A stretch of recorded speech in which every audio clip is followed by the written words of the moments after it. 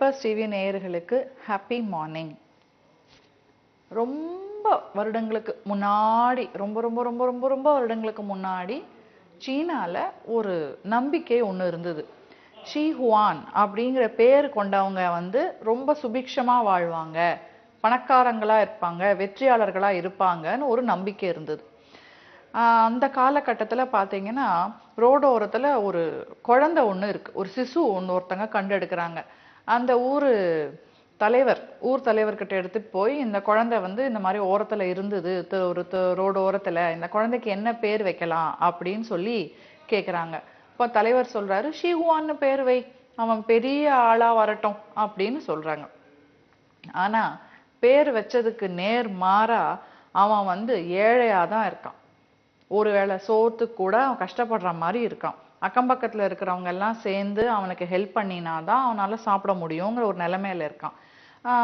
வளர்ந்து சிறுவனாய் வாலிபனாய் அவன் வந்து யோசிக்கிறான், ஷேஹுவான்ங்கிற பேர் இருந்தா எல்லாரும் ரொம்ப நல்லா இருப்பாங்கன்னு சொன்னாங்க, ஆனா நான் மட்டும் இப்படி இருக்கேனே, என்ன காரணமா இருக்கும் அப்படின்னு சொல்லி ரொம்ப யோசிக்கிறான். கடைசியில ஊர் தலைவர்கிட்ட போய், நீங்க தானே எனக்கு ஷீஹுவான்னு பேர் வச்சீங்க, ஆனா நான் வந்து சுபிக்ஷமாவே இல்லையே, நான் ஏழையாவே இருக்கேனே, என்னுடைய நிலைமை எப்ப மாறும், நான் என்ன பண்ணணும் சொல்லுங்க. நீ ஒண்ணு பண்ணு, அந்த மலை மேல இருக்கிற கபாஷி கிட்ட போய் கேளு. கபாஷின்னா ரொம்ப புத்திசாலியான ஒரு ஆள் அப்படின்னு அர்த்தம். கபாஷி கிட்ட போய் கேளு, அவங்க ஏதாவது பதில் வச்சிருப்பாங்க, அவங்க கிட்ட வந்து பதில் இல்லாத கேள்விகளே கிடையாது அப்படின்னு சொல்லி அனுப்புறார். இவரும் வந்து ஷீஹுவானும் பயணம் கிளம்புறார். போற வழியில ஒரு ஹோட்டலை பாக்குறார். அந்த ஹோட்டல் வாசல்ல வந்து நிக்கிறார். இவருக்கு பசிக்குது, சாப்பிடணும். ஆனா சாப்பிடலாமா வேணாமான்னு யோசிக்கும் போதே ஒருத்தர் வந்து இவர் மேல இடிச்சிடுறாரு.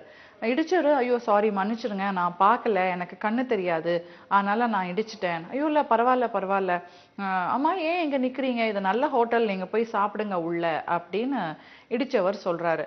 இல்ல சாப்பிடணும்னு எனக்கு ஆசைதான், ஆனா நான் வந்து ஒரு பயணம் போயிட்டு இருக்கேன். காசு இல்லைங்கிறத மறைச்சிட்டு அவர் வேற சொல்றார், நான் ஒரு பயணம் போயிட்டு இருக்கேன், கபாஷிய மலை மேல இருக்கிற கபாஷி பார்க்க போறேன், என் பேரு ஷீஹுவான், ஆனா வந்து நான் ஏழையா இருக்கேன், ஏன் நான் ஏழையா இல்லாம பணக்காரனாகத்துக்கு என்ன செய்யணும்னு கேட்க போறேன்.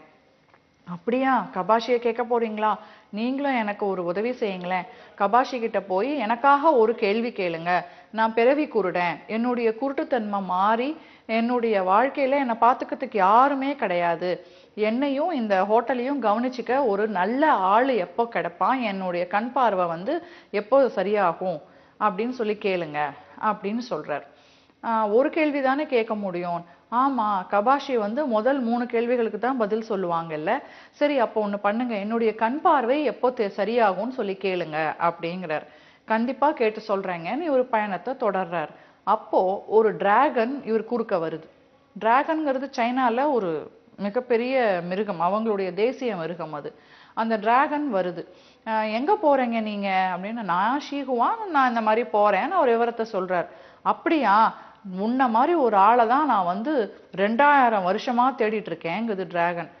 லூசு டிராகன், எதுக்கும் இந்த மாதிரி ஒரு ஆளை 2000 வருஷமா நீ தேடிட்டு இருக்க, எனக்கு கபாஷி கிட்ட கேள்வி கேட்கணும், அதனாலதான் நான் காத்துட்டு இருக்கேன், உன்ன மாதிரி ஒரு ஆள் போவான் இந்த பக்கம், அவனை பார்த்து கேட்கணும்னு வெயிட் பண்ணிட்டு இருக்கேன் அப்படின்னு டிராகன் சொல்லுது.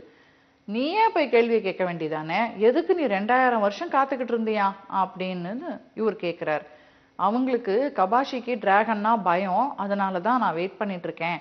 என்ன கேள்வினா, நான் வந்து டிராகன் கிளப்புக்கு வந்து பிரசிடென்ட் ஆகணும், தலைவன் ஆகணும், எங்களுடைய இனத்துக்கு நான் தலைவன் ஆகணும், அதுக்கு நான் என்ன செய்யணும்னு கேட்டுட்டு வா. சரி கேட்டுட்டு வரேன். அதே மாதிரி திரும்ப இவர் போறார். அப்ப போனா ஒரு விவசாயி உட்கார்ந்து பயங்கரமா அழுதுகிட்டு இருக்கிறாரு, ரொம்ப பரிதாபமா அழுதுகிட்டு இருக்கிறார். ஏங்க அழறீங்க அப்படின்னு கேக்குறாரு இவரு. இல்ல, இந்த மாதிரி நான் வந்து கடுமையா உழைச்சு பெரிய விவசாயம் பண்ணி நல்ல அறுவடை பண்ணி வச்சிருந்தேன், ஆனா அறுவடை பண்ண நெல் எல்லாத்தையும் யாரோ எடுத்துட்டு போயிட்டாங்க, என் குடும்பமே வந்து இப்போ ரொம்ப மோசமான நிலைமையில நாங்க இருக்கிறோம், உயிர் வாழறதே சிரமமா இருக்கு, நான் என்ன பண்றதுன்னு எனக்கு தெரியல, கவலையே படாதீங்க, நான் கபாஷிட்ட இதுக்கும் பதில் கேட்டுட்டு வரேன்னு இவர் போறார். கபாஷிய பாக்குறார். அப்போ கபாஷி, உங்ககிட்ட நான் நிறைய கேள்விகள் கேட்கணும். நிறைய எல்லாம் கேட்க முடியாது, முதல் 3 கேள்விகளுக்கு மட்டும்தான் நான் உனக்கு பதில் சொல்லுவேன் அப்படின்னு கபாஷி சொல்லிடுறாங்க. இவர் கேட்கிறார், முதல் கேள்வி என்னது, இந்த மாதிரி ஒரு விவசாயி எல்லா கேள்வியும் கேட்டுறார். விவசாயியை பத்தி, அந்த ஹோட்டல்காரரை பத்தி, டிராகனை பத்தி. திரும்பி வரார். வந்து அந்த விவசாயியை பார்த்து, உன்னுடைய நிலத்துல வடக்கு மூலையில தோண்டு அப்படின்னு சொல்றார். தோண்டுனாக்க 2 பானை நிறைய புதையல் கிடைக்குது. விவசாயி ரொம்ப சந்தோஷமாயிடுறான். நீ எனக்காக செஞ்சுட்டு வந்த இந்த உதவிக்கு, தன்னலம் கருதாம செஞ்ச உதவிக்கு ஒரு பானை புதையல் நீ எடுத்துக்கோ, இன்னொரு பானையை வச்சுட்டு என் குடும்பத்தை நான் பாத்துக்கிறேன், எனக்கு நிலம் இருக்கு, நான் திரும்ப வந்து விவசாயம் பண்ணி பொழைச்சுப்பேன், ஒன்றும் பிரச்சனை இல்லைன்னு விவசாயி சந்தோஷமா இவர் அனுப்பி வச்சிடுறார். டிராகனை பாக்குறாரு ஷீஹுவான். டிராகன், வாயத்தொற, உன் வாயில 4 முத்துக்கள் இருக்கு, அந்த முத்துக்களை நீ கொடுத்துட்டேன்னா உன்னுடைய இனத்தார் உன்னை வந்து தலைவனா வச்சுக்குவாங்க. ஏன்னா டிராகனுக்கு எதுக்கு முத்தும் பவழமும் அப்படின்னு ஷீஹுவான் கேட்கிறார். அப்படியா, நான் வாயை திறக்கிறேன், என் வாயில இருக்கிற முத்துக்களை நீயே எடுத்துக்கோன்னு டிராகன் அவருக்கு அந்த முத்துக்களை பரிசா கொடுத்துடுது. அப்புறம் இன்னும் வரும்போது அந்த ஹோட்டல் ஓனர் கிட்ட பாக்குறார். ஹோட்டல் ஓனர் கிட்ட சொல்றாரு, உங்க ஹோட்டல்ல உங்களுடைய வாரிசா இருக்க போறவன் வந்து உங்க ஹோட்டல்ல உட்கார்ந்து சாப்பிட்டான்னா உங்களுடைய கண் பார்வை உங்களுக்கு தெரிஞ்சிரும் அப்படின்னு சொல்றார். ஹோட்டல் ஓனர் சொல்றாரு, எனக்காக இவ்வளவு தூரம் கஷ்டப்பட்டு போய் கேட்டுட்டு வந்திருக்கீங்க, வாங்க உட்கார்ந்து நீங்க சாப்பிடுங்க, உங்க பயணம் அலுப்பு தீர சாப்பிடுங்க அப்படின்னு சொல்றார். இதுக்கு மேல உங்களுக்கு சொல்லணுமா? தமிழ் சினிமா மாதிரி ஷீஹுவான் போய் ஹோட்டல்ல உட்கார்ந்ததும் அந்த முதலாளிக்கு கண்ணு தெரிஞ்சிடுது. உடனே ஷீஹுவான அவரு வந்து பையனா ஸ்வீகாரம் எடுத்துக்கிறாரு. ஹோட்டலுடைய மேனேஜ்மெண்ட்டையும் நிர்வாகத்தையும் ஷீஹுவான் கிட்டே கொடுத்துடுறாரு. ஷீஹுவான் முன்னாடி இருந்ததை விட நிஜமாவே பேருக்கு ஏத்த மாதிரி பணக்காரரா ஆயிடுறார். ஆனா அவரு எதனால பணக்காரர் ஆனாரு? அந்த காலத்துல சீனால இருந்த நம்பிக்கை மாதிரி ஷீஹுவான்னு பேர் வச்சா பணக்காரர் ஆனாரா, இல்ல தன்னுடைய சுயநலத்தை பார்க்காம, தன்னலம் கருதாம மத்தவங்களுக்கு உதவி செய்ய போய் அவரு வெற்றியாளரா ஆனாரா? யோசிங்க. நம்மள நிறைய பேர் இந்த மாதிரி தான் இருக்கும்.